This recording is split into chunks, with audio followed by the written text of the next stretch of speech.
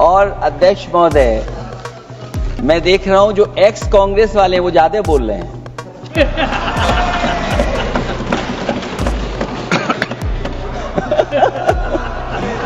आदरणीय अध्यक्ष महोदय, यूनिफाइड वक्फ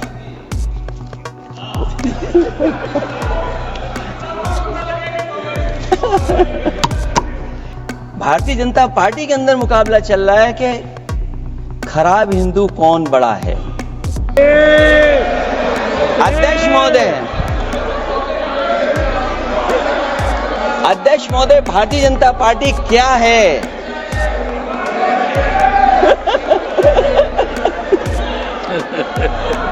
जी, मैं अखिलेश जी ने बहुत हंसते हंसते कहा है, इसको हंसते हंसते जवाब देना। अखिलेश को शाह का आशीर्वाद, अखिलेश के बागियों का हाल बेहाल। योगी ने मुंह मोड़ा तो बागी शाह के घर दौड़े चले आए। शाह ने जो बात कही उस पर अखिलेश ने कही ऐसी बात। अखिलेश के बागी सिर झुका कर रह गए। नमस्कार दोस्तों, मैं हूं प्रवीण साहनी और आप देख रहे हैं द राजनीति। दोस्तों, धोखेबाजी का परिणाम क्या होता है, विश्वास को तोड़ने की सजा क्या मिलती है, वो कैसे ना घर के होते हैं और ना ही घाट के, कैसे एक वक्त के बाद खुद को ठगा हुआ महसूस करते हैं, ये देखना है, समझना है तो अखिलेश के बागियों की मौजूदा हालत को देखकर आप समझ सकते हैं। हम जबकि अखिलेश ने अपने बागियों की तस्वीर देखी तो उन्होंने जो कहा उसे सुनकर उन बागियों को जबरदस्त तरीके से मिर्ची लगी होगी, क्योंकि उनकी हालत इस वक्त यूपी की राजनीति में बेबसी वाली है। जब सपा में हुआ करते थे तब अखिलेश को धोखा नहीं दिया था तो उस वक्त ही यही माननीयों का एक रुतबा हुआ करता था। अब हालत इनकी ऐसी हो गई है जिनके लिए इन्होंने अखिलेश यादव से दगाबाजी की थी, उनकी तो छोड़िए, कार्यकर्ता तक नहीं पूछ रहे हैं। यहाँ तक कि जिन विधानसभा सीटों पर से ये विधायक हैं वहाँ के लोग तो चाहते हैं कब अखिलेश इनकी सदस्यता को रद्द करने के लिए विधानसभा स्पीकर के पास आवेदन दे, इनकी सदस्यता जाए और फिर से चुनाव हो ताकि इन्हें सबक सिखाया जा सके। दोस्तों, दिल्ली में गृह मंत्री अमित शाह से समाजवादी पार्टी के 3 बागी विधायकों विनोद चतुर्वेदी, राकेश प्रताप सिंह और अभय सिंह ने मुलाकात की। इस दौरान उन्होंने सपा का साथ छोड़ने की वजहों के बारे में विस्तार से बताया, साथ ही भविष्य की राजनीति के बारे में भी चर्चा की। भविष्य की राजनीति क्या हो सकती है? यही कि कुछ तो इनाम दिया जाए। लगता है अखिलेश से बगावत करने के लिए इन्हें सीएम योगी की ओर से कोई इनाम नहीं मिला। अखिलेश ने तो उसी दौरान ये दावा किया था इन्हें बगावत करने के लिए हसीन सपने दिखाए गए हैं। दावा तो यहाँ तक किया गया था सपा के बागी विधायकों की इस मुलाकात के पीछे मंत्री बनने की चाहत है। तो क्या गृह मंत्री अमित शाह ने ऐसा कुछ आश्वासन दिया या फिर तीनों बागी खाली हाथ लौटकर घर को आए? वैसे देखेंगे तो सपा से बगावत करने वाले विधायक बीते दिनों बीजेपी के कई वरिष्ठ नेताओं से मिलते रहे। हालांकि उन्हें पार्टी में शामिल करने या कोई अहम जिम्मेदारी देने को लेकर कोई निर्णय नहीं लिया गया। इससे बागी विधायक अपने भविष्य को लेकर चिंतित भी हैं। 1 अप्रैल को भाजपा के राज्यसभा सांसद संजय सेठ के साथ तीनों बागी विधायकों ने केंद्रीय गृह मंत्री से मिलकर अपनी चिंताओं से अवगत कराया।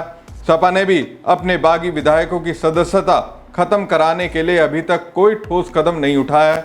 वहीं विधायकों की बगावत के बाद लोकसभा चुनाव में इसका खास असर देखने को नहीं मिला। चुनाव में बीजेपी को मिली हार के बाद बागी विधायकों की उपयोगिता पर भी सवाल उठने लगे थे। वहीं दूसरी ओर बागी विधायकों की केंद्रीय गृह मंत्री से मुलाकात पर सपा अध्यक्ष अखिलेश यादव ने तंज कसा है। सपा अध्यक्ष ने कहा, सोशल मीडिया पर लिखा, जो अपने दल से दगा करता है वो दल दल भटकता है। अखिलेश के ये बागी दल दल तो भटक ही रहे हैं। अगर ऐसा नहीं होता तो लखनऊ से दिल्ली जाने की जरूरत ही क्यों पड़ती? अब दोस्तों, दिल्ली में अमित शाह से मुलाकात के बाद तो कोई परिणाम नहीं निकले, लेकिन दिल को बहलाने के लिए ख्याल काफ़ी है। ये बागी कुछ ऐसा ही कर रहे हैं। अमित शाह से मुलाकात की फोटो शेयर करते हुए अभय सिंह ने लिखा, भारतीय राजनीति के चाणक्य, देश के यशस्वी गृह एवं सहकारिता मंत्री अमित शाह से शिष्टाचार भेंट कर आशीर्वाद एवं मार्गदर्शन प्राप्त किया। आपका प्रेरणादायक मार्गदर्शन व आशीर्वाद सदैव नव ऊर्जा एवं उत्साह के संचार को गति प्रदान करता है। राकेश प्रताप सिंह ने अमित शाह से मुलाकात करने के बाद फोटो शेयर करते हुए लिखा, नई दिल्ली में यशस्वी केंद्रीय गृह व सहकारिता मंत्री आदरणीय अमित शाह से शिष्टाचार भेंट कर उनका आशीर्वाद एवं मार्गदर्शन प्राप्त किया।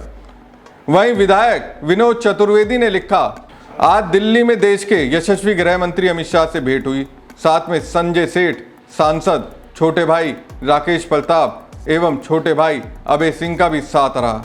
दोस्तों, अभय सिंह गोसाईगंज, राकेश प्रताप सिंह गोरीगंज और विनोद चतुर्वेदी कालपी से विधायक हैं। तीनों ने साल 2022 के चुनाव में समाजवादी पार्टी के टिकट पर चुनाव जीता था। इन 3 विधायकों के साथ कुछ अन्य नेताओं ने भी राज्यसभा चुनाव में भारतीय जनता पार्टी के पक्ष में कथित वोट किया था। इन नेताओं ने कभी सार्वजनिक मंचों से यह स्वीकार नहीं किया कि इन्होंने राज्यसभा चुनाव में बीजेपी को वोट दिया था। लोकसभा चुनाव के बाद दावा किया जा रहा था कि सपा के नेता अखिलेश यादव से इन नेताओं में से कुछ ने वापसी की दरखास्त की है, लेकिन उन्होंने स्पष्ट तौर पर पार्टी में दोबारा एंट्री देने से मना कर दिया था। तो साफ है, इस वक्त अखिलेश के ये बागी तो दल दल भटक रहे हैं। हमारी खबर आपको कैसी लगी कमेंट बॉक्स में कमेंट करके जरूर बताएं। साथ ही पेज को ज्यादा से ज्यादा लाइक और शेयर कीजिएगा। धन्यवाद। कोई बात नहीं, कोई बात नहीं। अरे नहीं, आदरणीय सभापति महोदय, मैं आपका बहुत धन्यवाद देना चाहता हूं कि बहुत ही महत्वपूर्ण और देश के लिए और बड़ी आबादी के लिए भारतीय जनता पार्टी की सरकार में एक और बिल आया है। क्योंकि मेरे से पूर्व में जो हमारे साथी बोले हैं वो माननीय सदस्य हमारे साथ नहीं, लेकिन मैं उनके बहुत सारी बातों से सहमत हूं। और अध्यक्ष महोदय, मैं देख रहा हूं जो एक्स कांग्रेस वाले हैं वो ज्यादा बोल रहे हैं।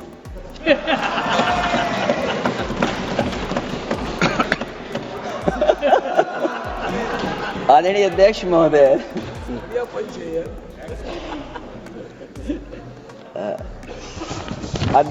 जो आज बिल पेश हुआ है,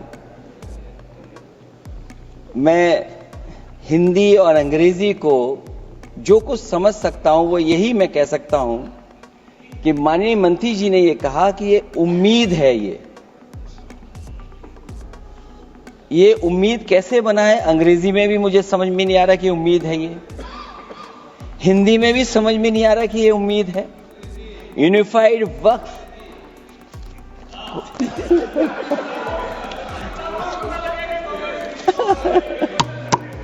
अध्यक्ष महोदय, यूनिफाइड वक्फ मैनेजमेंट, अध्यक्ष महोदय, ये अध्यक्ष महोदय, मैं समझ सकता हूं कि मैं वो बात छेड़ना नहीं चाहता था, लेकिन क्या करूं, मजबूरी है अब। अध्यक्ष महोदय, अभी माननीय सदस्य लोग ये कह रहे हैं कि हमारे सदस्य नहीं है यहां पर जो हमारे साथी हैं, लेकिन अध्यक्ष महोदय मैं ये कहना चाहता हूं, ये जो बिल लाया जा रहा है, भारतीय जनता पार्टी में एक मुकाबला चल रहा है। भारतीय जनता पार्टी के अंदर मुकाबला चल रहा है कि खराब हिंदू कौन बड़ा है। और ये बात अध्यक्ष महोदय मैं ऐसे ही नहीं कह रहा हूं। जो पार्टी ये कहती हो कि दुनिया की सबसे बड़ी पार्टी है, अध्यक्ष महोदय वो अपना राष्ट्रीय अध्यक्ष नहीं चुन पाए अभी तक। अध्यक्ष महोदय, भारतीय जनता पार्टी क्या है?